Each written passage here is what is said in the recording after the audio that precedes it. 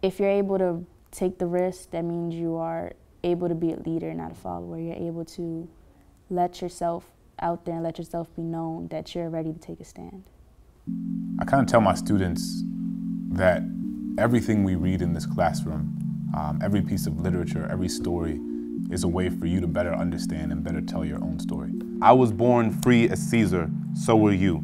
We both have fed as well, and we can both endure the winter's cold as well as he. This is Cassius speaking to Brutus. What's he talking about? Seeing the world through the lens of others' eyes shapes how you understand yourself and the role that you play in the world at large. This article is about undocumented immigrants in America. So how can we connect the article to that theme and that sentiment that Cassius is conveying to Brutus? If you understand yourself and understand the things that shape who you are and what you believe in, right, you can begin to understand and empathize with the things that shape other people. To understand someone, understand what shaped them, understand their story. Everybody write that down. That was excellent. Brilliant from Penelope. The theme that the article and the excerpt share is the need for common humanity and equal rights. Nowadays, her legs feel more like divergent boundaries, the plates in her knees quaking like a place on our dinner table, because the pressure of working countless hours at a job that doesn't pay you enough to live above the poverty line will leave you shaking. Poetry is the medium that I give my students the opportunity to use to tell their story, to tell their narrative, to tell the narratives of other people. I've never knew that words were this powerful. Don't get tricked by the name. Free and reduced lunch doesn't make me less of a person. Emphasize every single syllable, because that's a really powerful line, right? And that sentiment needs to like fully come through. I was like, wow, that's nice. I want to do that. We didn't realize you wanted us to apologize for what this country has done. This is this opportunity for you to explore your mind and explore the mind of others. Well, I see it as a form of therapy. Like, it's an outlet for you to like express your ideas. Most of the stuff that I write is very emotional. So it just comes out on paper and I read it and I'm like, wow. Like, I wanted to make people think, not only see the world in one type of way, but see it from all different types of backgrounds or perspectives. I just want to be able to provide for my son without feeling like I failed him.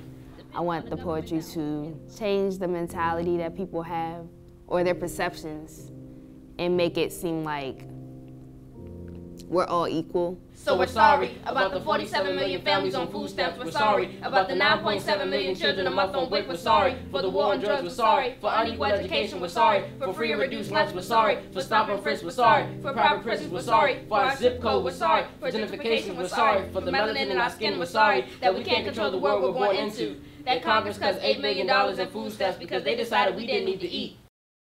If you don't define your own narrative, somebody's going to define it for you. We talk about language and we talked about like connotation and what like the connotations of words are in terms of being positive or negative. Illegal has what sort of connotation? Negative. A negative connotation, right? Like it's not a positive word, because then you're immediately framing the conversation through the lens that they are a criminal. Words have power.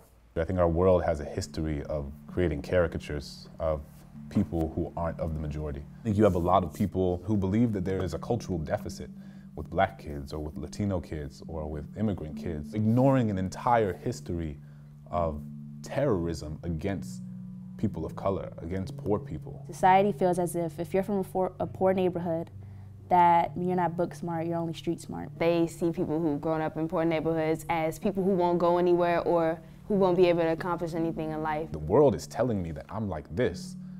I guess that's what I'm like. And you buy into that, internalizing these really problematic racial and historical sentiments around who you are and what you look like or where you come from. Because people look at you through first impressions. If you're dressed a certain way, they'll think either you're a professional or you're trash. You see other people as something else rather than looking into the facts. I talk to my kids about the realities of how people perceive them and how, unless you're aware of it, you can find yourself succumbing to it. What these folks did is they gave a story, they gave a face to this conversation we have around immigration reform, and that changed the narrative. Some people feel as if their voice doesn't exist, like they have no voice. People just think, okay, they saw me as a first impression, that's how they're gonna think of me for the rest of my life. But I feel as if you speak up and you show them who you are and you tell them who you are and you let them get to know you, that's when someone can really see where you're coming from, who you are, not just by the way you look or the way you act. And so when we talk about the power of stories, and why we write our stories so much in this class, because there is so much power in language and stories and the way that things are framed, and making people see the common humanity like we spoke about at the beginning, that common empathy. It's very important for young people to realize that they have a voice. Like, it's important for them to know that they matter and for them to know that their stories do count, because your story can help somebody else. Like, your story can inspire other people. And I underline this because, like, these folks are the same age as y'all, saying I'm undocumented and unafraid. I was like, man, when I was 16 years old, would I have been brave enough to do that, right? Because what happens if you stand in front of the Capitol or stand in front of a police station and say, I'm undocumented? You're giving up the life that you have here. You're giving up the opportunities that you might be able to get if you stay here. You might give up your family, because some of your family probably will be here too. It's a big risk, right? I could be deported, and I could like not be able to come back and see my family, friends, opportunities, all of that you just spoke of. On the other end, if I don't say anything, and if nobody says anything, then nothing's gonna change. I'm interested in critical thinking in the context of my kids applying that to every single day of their lives. Think deeply about what you see. Are things supposed to be like that? If you recognize that something shouldn't be like that, let's translate that into critical action. The things we learn in this class are so that you can advocate for these things you believe in. I feel like when you keep quiet, that's when you keep things in, and it's not good to keep things in. When you're taking a stand, when you're saying what you gotta say, you're expressing yourself in a positive way. I've always wanted to do something where I can impact the lives of not only myself, but other people. If you're confident enough to speak your truth and it's somebody else's story as well, they will be willing to also stand up and tell their truth. I really believe that it is young people who have been the catalyst to change throughout history and will continue to be. But like, more young people need to recognize that they can. Hopefully, my story is that I am someone who changed from a follower to leader. I am someone who realized that education is more important than just money. I am someone who realized that you can speak up for anything. And I speak for what I believe in. Every day my kids make me laugh. They make me think. They make me question beliefs that I had when I stepped into the classroom. They make me reassess my values. They push me to be better in a holistic sort of way. Every discussion, every interaction. Because I've gotten and been exposed to their narratives, I better understand my own. They give me perspective more than anything I've ever done in my entire life. In my 10th grade literature class, my students analyzed the work of classic Greek philosophers in order to understand the foundation of Western thought and the principles of the English language. In the back left-hand corner of the class sits Kevin, a 15-year-old boy with academic apathy embroidered on his eyelids and a stardust disposition that can be seen all the way from the other side of this 1960s kaleidoscope of a hallway. Keeps his head face down on his desk because with no father, he says he's never known a man in this world worth looking up to. But I try to engage him anyway. I try to connect this excerpt from a 1,000-year-old text to the world he wakes up to every morning, and some days I'm more successful than others. But today, Kevin comes up to me after class and says, "Mr. Smith, why do we even read this stuff anyway?" So I tell him, "Kevin, Socrates was killed for political dissension. This world wants to see you killed by giving a suspension. His time was more similar to yours than you think, but now Athenian and Spartan militias manifest themselves in bandanas and brown skins, so I beg of you, don't become part of a war in which you were never meant to fight.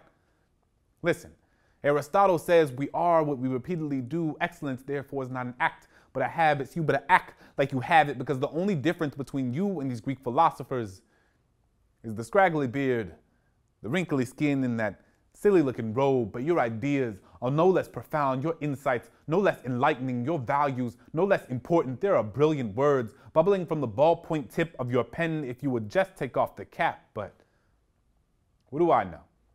I'm just a 25-year-old public school teacher who continuously questions everything he's ever known. We have skin of a common complexion, but a lifetime of experiences more dissimilar than the solar system, so who am I to come into this classroom and tell you what to do? A quarter lifetime worth of missteps has taught me that my savior complex is something I need to shed from my skin, so trust. I'm not trying to save you because I'm still trying to save myself. Honestly, how can I teach him to believe in Plato when gentrification is taught to me as nothing more than Play-Doh, something to be moved and molded at will by those doing the sculpting, so there's only one thing left to do.